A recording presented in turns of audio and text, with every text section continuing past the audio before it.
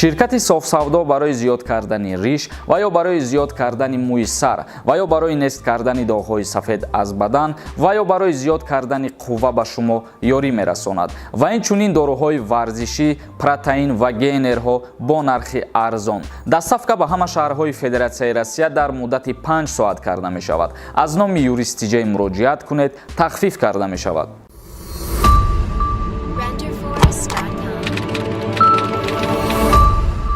ассалому алайкум ба ҳама тамошобинони барномаҳои канали юристиҷа. Видеои имрӯзаи мо чихеле ки аз номи навор диден, аллакай медонед ки дар чӣ мавзӯъ гап мерава. Бисёре аз подписчикои канали мо савол пешниҳод мекунанд ки аз Тоҷикистон ба Россия оё парвозҳо баста мешаванд ё ин ки не, ё ки нархи билетҳо чанд сомона дар бар мегирад ва ё ки билетҳои моҳи август буромадагия ё ин ки не. Умуман дар мавзӯи рейс савол зиёда ва мо хостем ки дар ҳамин маврид як мавзӯи алоҳида барномаи алоҳида кунем, ҳамаша ба шумо бифаҳмонем, то дар ҳамин мавзӯъ дигар аз ҷониби тамошобино савол нашавад. Аввал шурӯъ мекунем аз нархи навои билетҳо.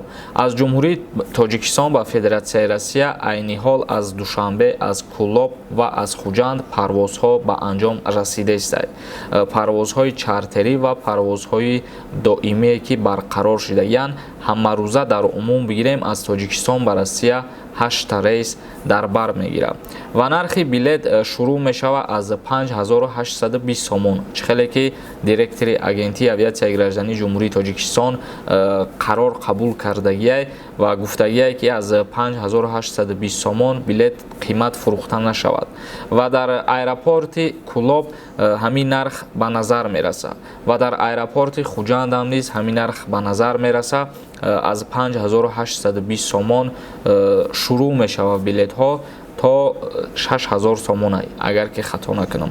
Вале дар иҷа боз ҳастанд нафарҳое ки мегӯянд мо билетҳоро қимат харидорӣ мекунем. Аз ҳамаи шумо эҳтиромона хоҳиш мекунем ки бо тавассути миёнаравҳо билет харидорӣ накунед. Ҳар яки шумо хитон примой бирен ҳамун авиакассаҳо ҳозир ҳамашон ба ҳамун нархе ки муқаррар кардагиянд билет фурӯхтаистанд. Вале ин моҳада билет то охири моҳа аллакай буд шидагия фурӯшаш фикр мекунам ва дар моҳи август билетҳо ҳастанд. ба моҳи августа ки билет гирифтен бо билет арзонтартон меғалта ва аз шаҳри Хуҷанд низ парвозҳои зиёд ҳамарӯза ба анҷом расидааст. ҳозир навора мемонем, бо навора тамошо кунем. ва саволи дигаре аз ҷониби шумо ки парвозҳо баста мешаванд ё ин ки не. Хушбахтона дар ин бора ягон қарор қабул шидагӣ нест. ҳар касе аз сухани мардум мефаҳмед ин гапҳо дурӯғай, парвозҳо ҳичи баста шидагӣ нест, ягон рейс атминӣ шидагӣ нест. ай Тоҷикистон ба Россия парвозҳо наоборот зиёд шидагиянд назар ба пештара ва агар ки маҳкам шиданӣ бошанд, ҳукумати Федератсияи Россия қарор мебарорад ва агар ки ҳамихе қарор биромад,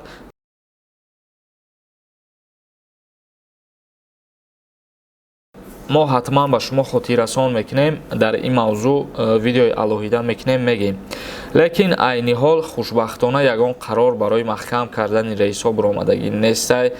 танҳо ба як шаҳри Федератсияи Россия дар ҳамин моҳи июл парвозҳо аз ширкати ҳавопаймоии Северни Ветер баста шиданд. шаҳри Владивосток ки аз ҳама шаҳри дуртарин мебошад, аз Ҷумҳурии Тоҷикистон ба Владивосток парвозаш қариб ки 7 соата дар бар мегирад ва аз сабаби талабгорон кам будан аз Душанбе ба Владивосток парвозҳоша қатъ гардониданд. мумкин ки бо дар оянда аз нав кушодашон гардонанд.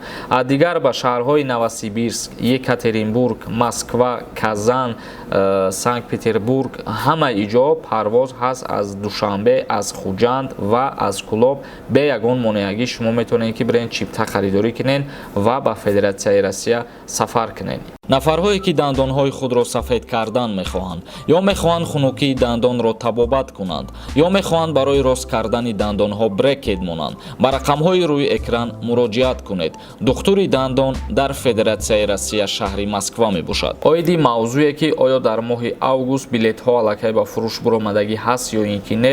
бале тамошобинони азиз, дар моҳи август ҳам билетҳо аллакай ба фурӯш буромадагӣ ҳастанд. аз Ҷумҳурии Тоҷикистон ба Россия билет ҳаст барои моҳи август, вале аз Федератсияи Россия ба Ҷумҳурии Тоҷикистон оли рӯйхати моҳи августш биромадагӣ нестай.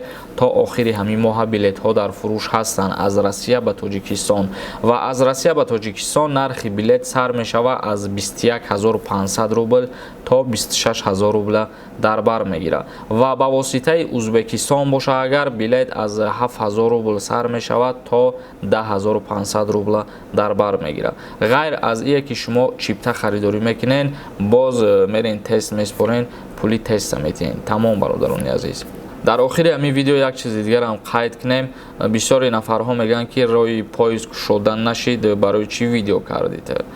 Ма видео кардам, леки дар видеом нагуфтам ки роҳи поезд кушода шид, бирен билет бихаред. Ма ин гапа нагуфтам. Ма қайд кардам ки ҳукумати Россия пешниҳод кард ки мақсад Ҷумҳурии Тоҷикистон метавонад шаҳрвандое ки хоҳишманданд ба Федератсияи Россия барои кор кардан, ана ҳамун шахсиятҳоро метавонад ки бо тариқи роҳи оҳан ба рейси чартерӣ ба Федератсияи Россия биёранд. Вале ин қарор ки қабул шид, баъдан билетҳо дар фурӯш мебирояну баъдан боз эълон мекунанд ба ҳама. Айни ҳол танҳо пешниҳод шидагие ки бо тариқи рейсҳои чартерӣ роҳи оҳан тоҷикора Россия иҷозат метиҳад ки биёянд ба поезд. Ба ҳамин хотир ҳар як гапе ки мо мегем хуб фикр кунен, баъд фикр ақидаи худтона баён кунену дар комментария бинависонен.